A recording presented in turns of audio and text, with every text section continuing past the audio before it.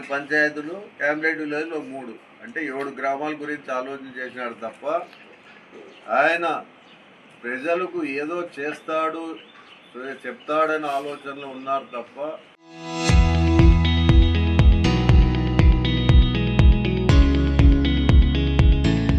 ఈయన చేసింది చెప్పింది ఏం లేదు.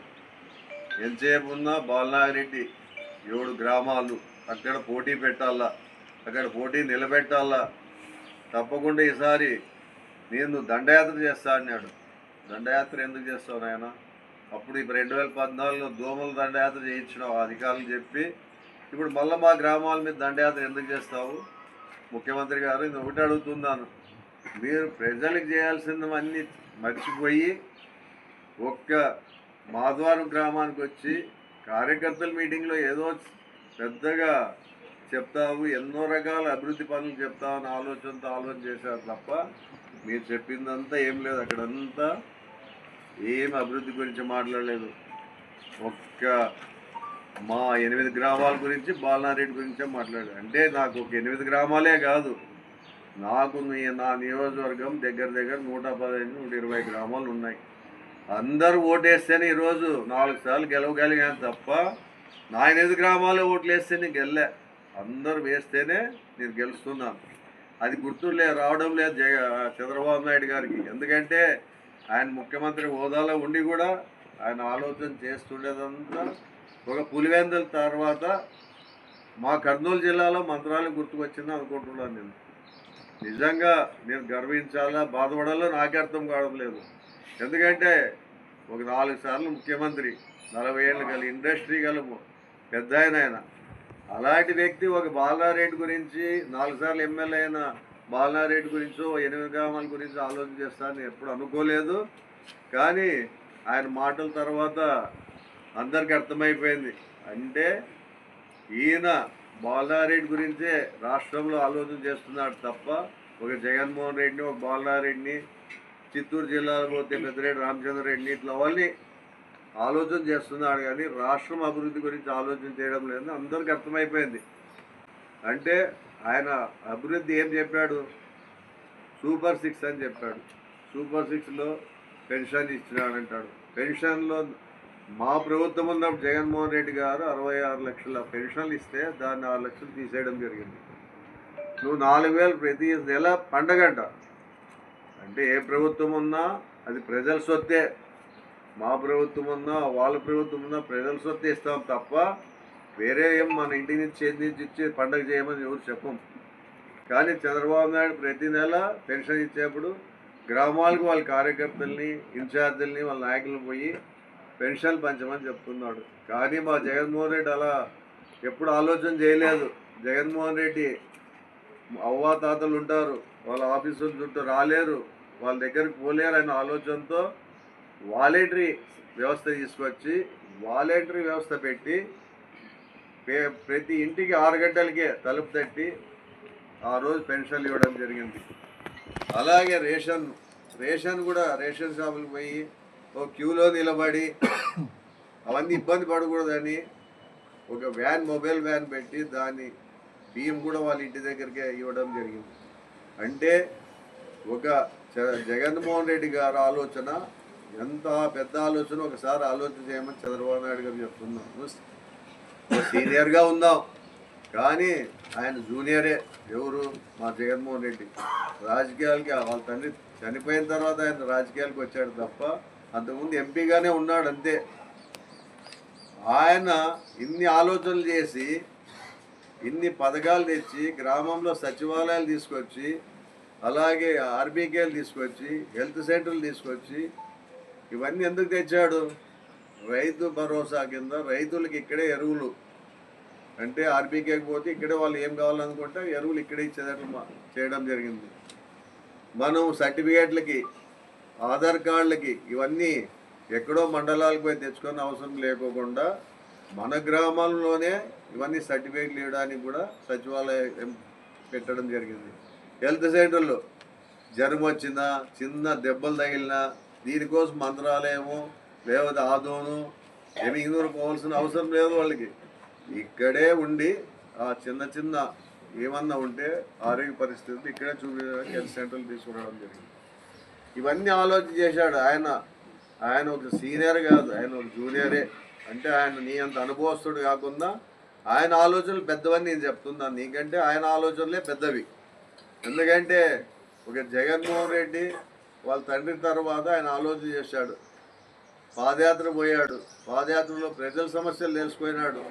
ఆయన కూడా తన తండ్రి ఎలా చేయాలని ఆలోచన ఉందో ఆయన కూడా అలాగే తీసుకొచ్చాడు. ఆ రోజు అమ్మఒడి ఎవరు తెచ్చారు? జగన్మోహన్ రెడ్డి తీసుకొచ్చినాడు. దాన్ని ఈరోజు దాని పేరు మార్చి తల్లి వందనం అని పెట్టారు. అంటే జగన్మోహన్ రెడ్డి పెట్టిన పథకాలను అన్ని పేర్లు మార్చి పెడుతున్నారు తప్ప మీరు సొంతంగా పెట్టినవి ఏమీ లేవు అక్కడ.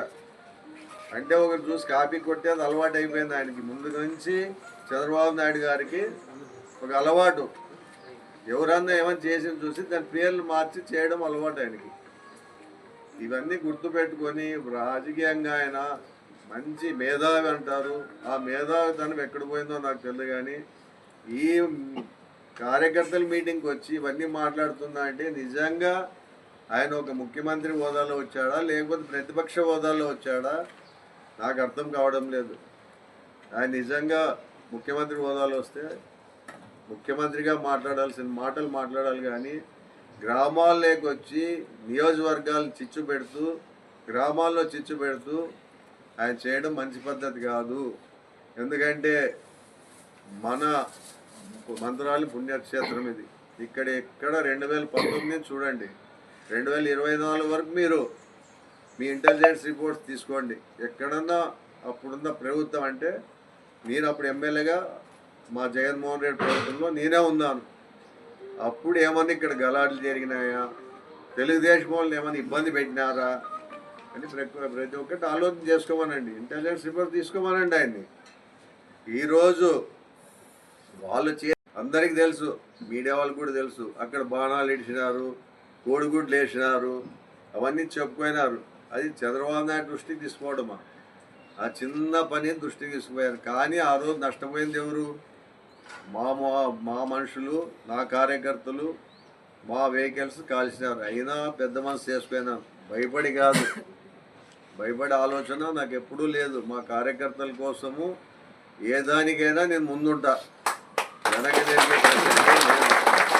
మా నాయకులు కానీ వాళ్ళు నిన్ననే వెనకనే ఆయన మోటార్ సైకిల్ కాలిస్తే కొత్త మోటార్ సైకిల్ నిన్నే కొనిచ్చేశారు. అంటే నా కార్యకర్తలకి ఏమీ ఇబ్బంది పెట్టకూడదు. నా కోసం వచ్చినప్పుడు దానికి ఎంతటికైనా నేను ఉంటాను. వాళ్ళు కూడా నా కోసం ఎంతటికైనా తెగిస్తారని కూడా నేను చెప్తున్నా. గుర్తుపెట్టుకోవాలి చంద్రబాబు నాయుడు గారు, మీరు ఎవరో వాళ్ళు చెప్పిన మాటలు విని ఈ 8 గ్రామాలు చూడండి, లేకపోతే నేను వస్తాను, లేకపోతే ఆ 4 పంచాయతీలకి మంత్రులు దింపుతాడట. మంత్రులు దింపాల్సిన గ్రామాలా నావేమన్నా? చిన్న గ్రామాలు అవి. అంతా కలిస్తే 8,000 ఓట్లు మా గ్రామాల్లో. అంటే మంత్రాలయం కూడా లేదు. ఈ 4 గ్రామాలు కలిపితే కూడా మంత్రాలయం అంత ఓట్లు లేవు అవి.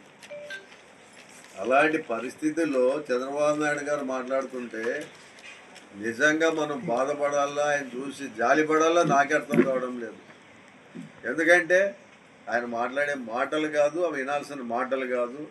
ఆయన చెప్పే మాటలు ఏమొక్కటిందా బీసీలు కొట్లాడి పెట్టడమే ఆయన ఆలోచన. అంటే నా పక్కుండే బీసీలు కాదు, ఆయన దగ్గర ఉన్న వాళ్ళు ఒక్కటే బీసీలు అంటాడు. అది సరైన పద్ధతి కాదు. ఆయన ఆలోచన చేసుకోవాలి, అభివృద్ధి గురించి ఆలోచన చేయాలి, రాష్ట్రం గురించి ఆలోచన చేయాలి. కానీ ఇలాంటి చిన్న గ్రామాల్లో లేకపోతే ఒక ఎమ్మెల్యే గురించి ఆలోచన చేయాల్సిన అవసరం ఆయనకు లేదు. కానీ వాళ్ళు చెప్పిన మాటలు విని ఆయన మాట్లాడడం కూడా తప్పు. ఆయన ఇంకోటి చెప్పాడు, 2009లో బాలారెడ్డికి నేను సీట్ ఇచ్చినాను. భీమోహన్ రెడ్డి గారు చెప్పారు, అవును ఇచ్చినారు. భీమోహన్ రెడ్డి గారిని ఎప్పుడన్నా నాకు ఎవరన్నా ఇంటర్వ్యూ అడిగినప్పుడు కానీ నాకు ఎప్పుడన్నా మాట్లాడితే కానీ తప్పు నేను చెప్పుకుంటా, నాకు భీమోహన్ రెడ్డి గారు ఇప్పించినారు సీట్ అని చెప్తాను. సరే 2009లో నాకు సీట్ ఇచ్చినారు. 2009లో ఇప్పుడు ఈ ఇన్ఛార్జ్ ఉన్నాడు కదా, ఆయన తండ్రి గారు ప్రజారాజ్యం తరఫున పోటీ చేశాడు. ఆ రోజు గుర్తుకు రాలేదా అని నేను అడుగుతున్నా ఒకటే మాట. ఆ రోజు ప్రజారాజ్యం పోటీ చేసి సోలిపోయాడు. ఆ రోజుల్లో ఆ సోలిన తర్వాత మళ్ళీ ఎక్కడ పోయినాడు? తెలుగుదేశం పోవాలి కదా ఆయన, పోలే. మళ్ళా వచ్చి మా పార్టీ కాంగ్రెస్ పార్టీ. అంటే నేను అప్పటికే పార్టీ మారినానని చెప్తున్నాడు. మారినాను కరెక్టే, నేను ఒప్పుకుంటా. తప్పు తప్పని చెప్పుకునేవాడే సరైన నాయకుడు. నేను ఒప్పుకుంటా నేను మారినానని. ఎందుకంటే ఆ రోజు రాజశేఖర రెడ్డి దగ్గర పోతే అభివృద్ధి జరుగుతుంది ఆ వెనకబడిన ప్రాంతము. ఆయన అయితే తాగునీరుకైతేమి ప్రజలకు అన్నీ చేస్తాడన్న ఆలోచనతో పోవడం వాస్తవమే. నా ప్రజలకు చెప్పే పోయినా నేను